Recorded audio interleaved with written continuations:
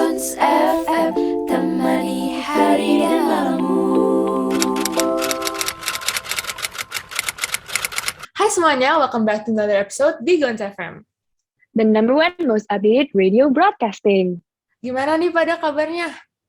Semoga kalian semua baik-baik aja dan dalam keadaan yang bahagia dan sehat ya.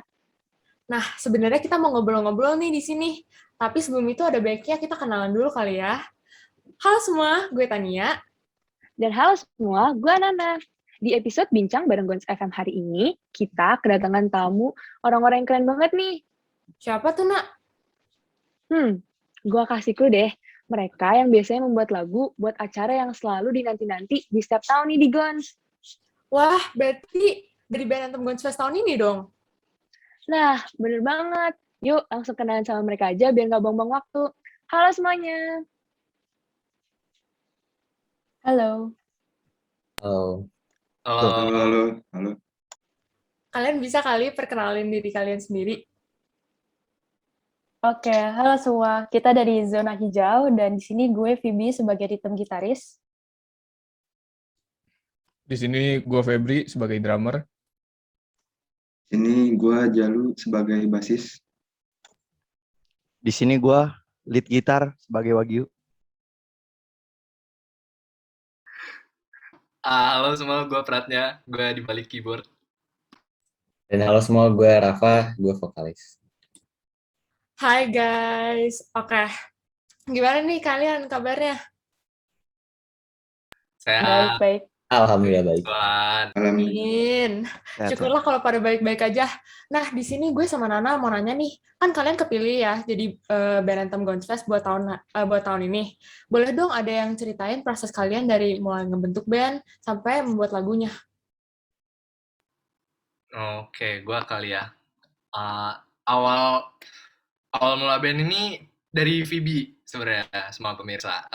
Dia yang mencetus ide buat bentuk grup ini. Dia pertama ngerekrut Febri buat drum, habis itu ngontak Jalu dan Wagyu, ngisi bass dan gitar. Terus alhamdulillah juga gue dipilih untuk ngisi keyboard. Yang terakhir Rafa, terakhir diajak untuk vokal. Setelah kita setelah terbentuk, kita ada brainstorming ya buat nentuin konsep lagu, dan akhirnya kita semua settled for yang menurut kita ngena banget dan bakal bisa nyemangatin semua orang yang dengerin. Dan akhirnya kita bisa bergerak dari situ. Kita ketemu di studio buat jam session sedikit, dan setelah itu kayaknya berlima doang ya, nggak ada Rafa ya? Ya nggak sih? Iya. Tapi dari kita berlima doang, chemistry-nya gue rasa dapet banget gitu loh. Habis itu kita mulai nulis lirik, terus nyusun melodi bareng, sampai akhirnya awal Juni ya bisa selesai demo.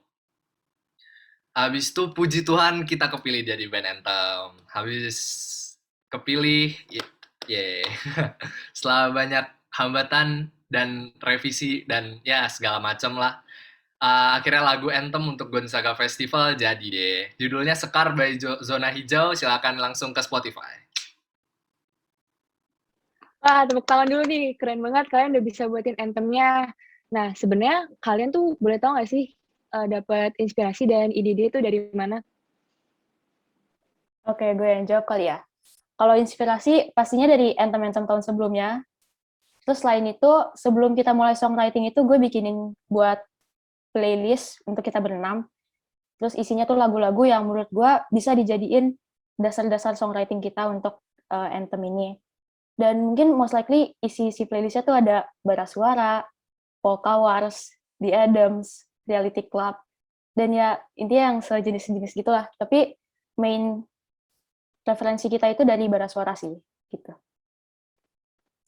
Oh, gitu ya. Oke. Nah, menurut gue, kita pasti semua mengalami kendala atau kesulitan ya dalam melakukan sesuatu yang menjadi hambatan di jalan. Mungkin seperti yang tadi Pratnya udah singgung. Nah, sama proses kalian, ada nggak sih kendala yang kalian pernah alamin? Terus, kalau misalkan iya, kalian ngatasinnya gimana? Mungkin kalau kendala gue yang jawab ya. Kalau buat kendala sih, dari songwriting dulu, mungkin di pengambilan lirik. Karena kan seperti yang kita tahu, kalau misalkan nulis lirik tuh nggak bisa asal kata-katanya gitu kan. Harus ada rhyme-nya dan harus nyambung juga sama makna yang pengen disampaikan gitu. Terus kendala lain mungkin pas rekaman, karena kita udah ngerencanain buat rekaman di studio bareng, tapi ternyata PPKM melanda kan, makin gede, makin panjang, dan akhirnya terpaksa kita buat rekaman masing-masing dari rumah, dan itu cukup sulit. Jadi kalau kendala terbesar sih pasti rekaman. Itu sih. Wah, keren banget sih kalian, kayak gimana ya, udah bisa menghandle kendalanya. Ini kan pas banget nih sama tagline-nya Gons Fest, jatuh satu bangkit 1000. Oke, makasih banget ya Febri atas sharing-nya. Ya, bentar gue mau nanya, kan nih bentar lagi udah mau Gons Fest, pasti kalian berprosesnya udah lama nih. Terus gue sama Tania penasaran banget gimana sih perasaan kalian tuh dari awal bandnya dibentuk, terus kayak kalian berproses bareng dalam satu band, sampai akhirnya kayak latihan dan buat lagunya juga. Boleh ada yang sharing? Kalau perasaan kita pastinya seneng.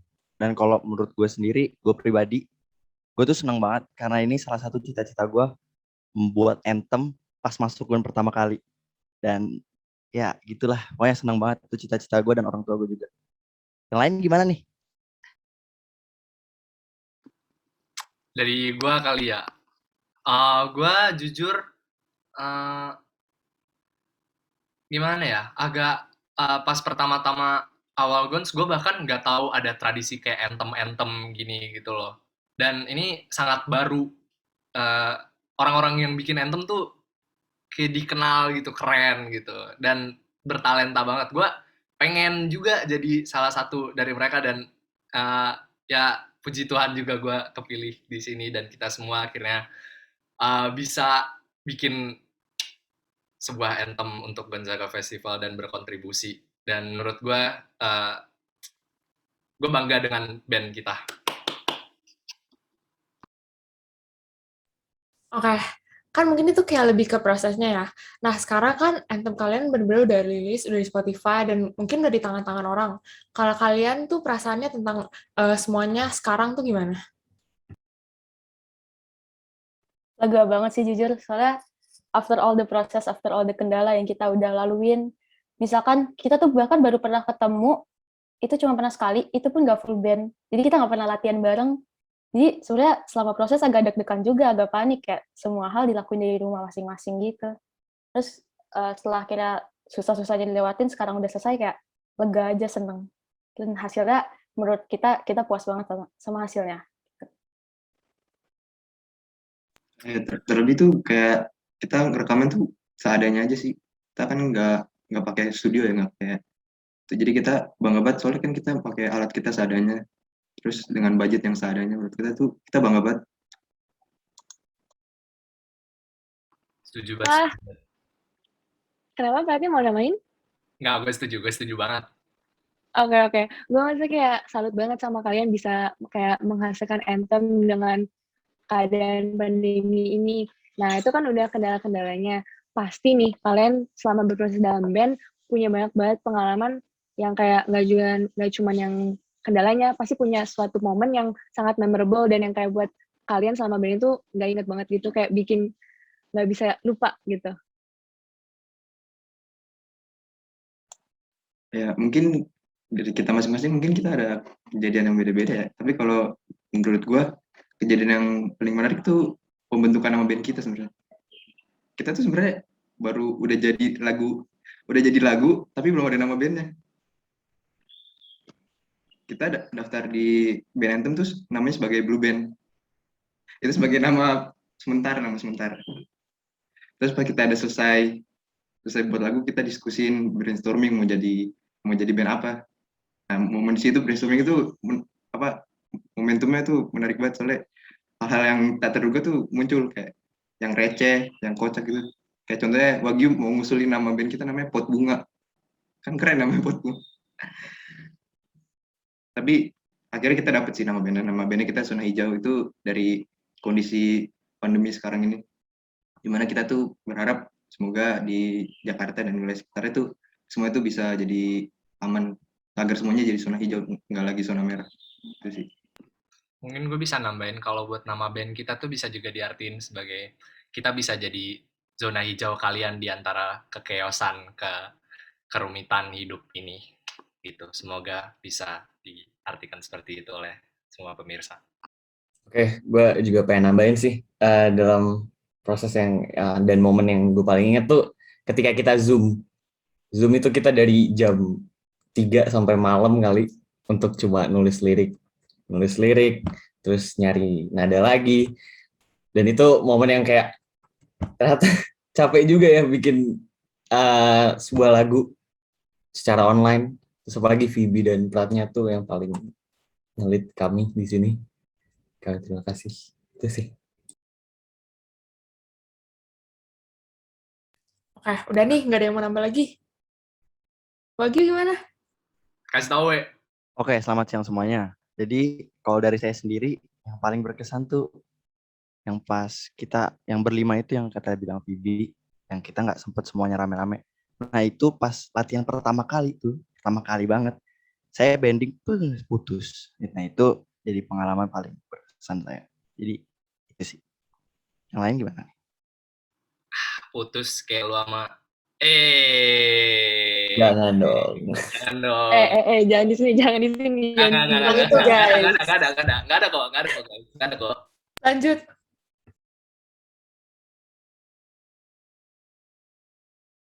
Ayo Phoebe dong.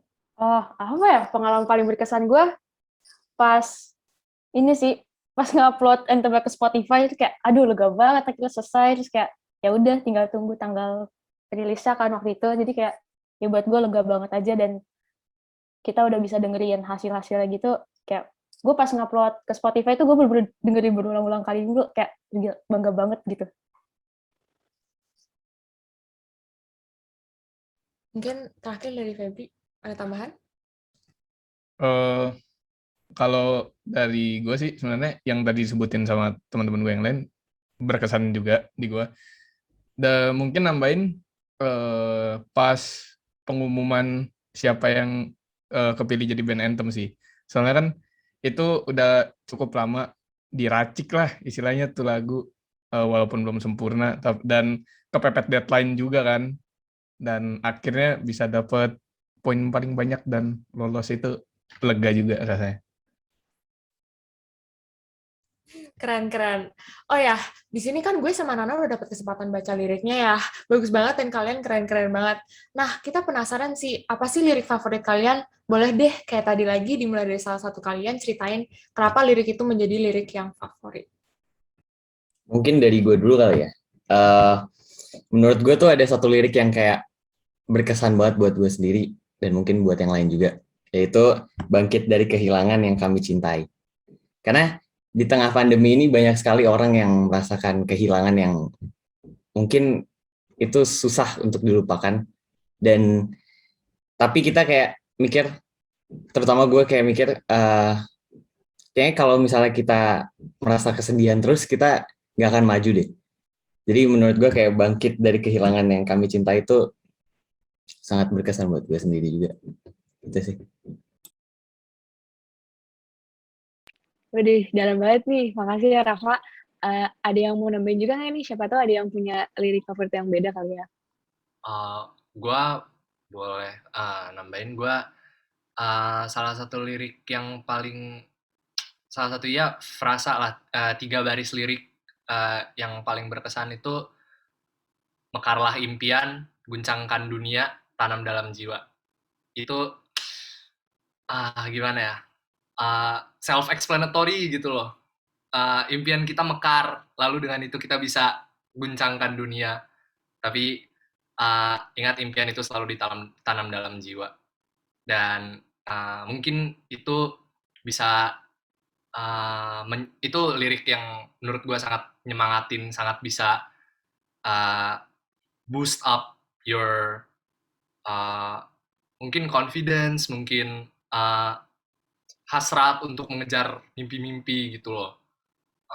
Dan ya Menurut gue itu yang paling mencerminkan juga konsep lagu kita ini. Ayo dong, yang lain dong. Siapa kek? Gua. Kalau gua tuh paling suka yang semua tawa dan air mata jadi alasan untuk berlari. Jadi kayak itu tuh maknanya menurut gua sangat berarti sih di tengah-tengah pandemi kayak gini, karena kayak for everything that we've been through gitu, semua susah, semua senang gitu, justru jangan bikin kita tetap terjatuh gitu, justru jadiin alasan dan motivasi buat kita maju ke depan, justru lebih kayak tema Gons Fest lah, jatuh 1 bangkit 1000 gitu.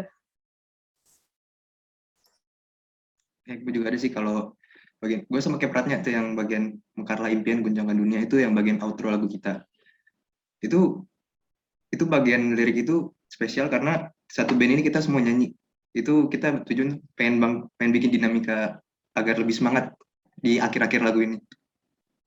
Menurut gue tuh bagus banget sih kalau itu. Itu favorit gue.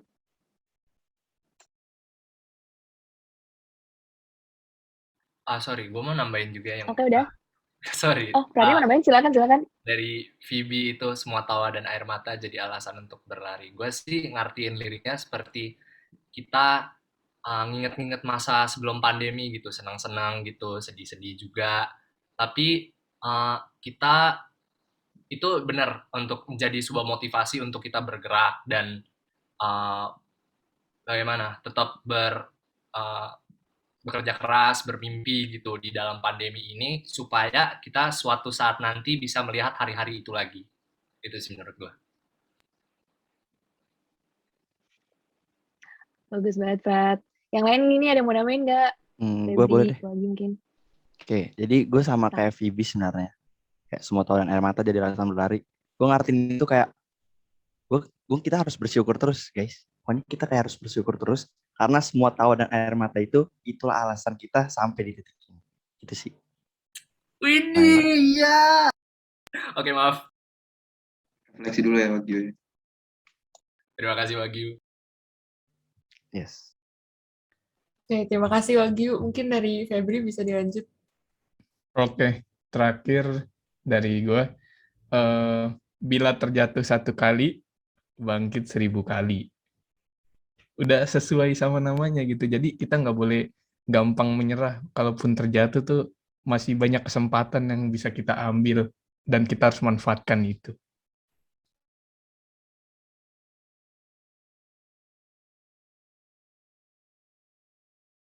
Oke, makasih banget nih buat Benentem, keren banget liriknya, kayak gue gak sabar banget untuk kayak mendengarkan lagi ntar di Spotify. Oke, itu aja ya guys, sekian buat interviewnya. Makasih banyak buat Benentem karena udah sharing informasi dan pengalaman kalian juga, makasih banget. Nah, di part abis ini kita ada part selanjutnya nih, dan di part selanjutnya kita bakal seru-seruan bersama Band Anthem nih teman-teman. Pasti pada penasaran kan? Jadi, jangan lupa nonton part 2 di podcast Gons FM. Dan bagi yang belum mendengarkan lagu band ini, boleh banget dicek di Spotify. Judulnya Sekar by Zona Hijau. Sampai jumpa teman-teman. Dadah. Hai teman-teman. Terima kasih. Terima kasih semuanya. Febri bisa ketawa? Lah, emang gue bukan manusia, gue gak bisa ketawa. Maksudnya gak lucu gitu. Gons FM, temani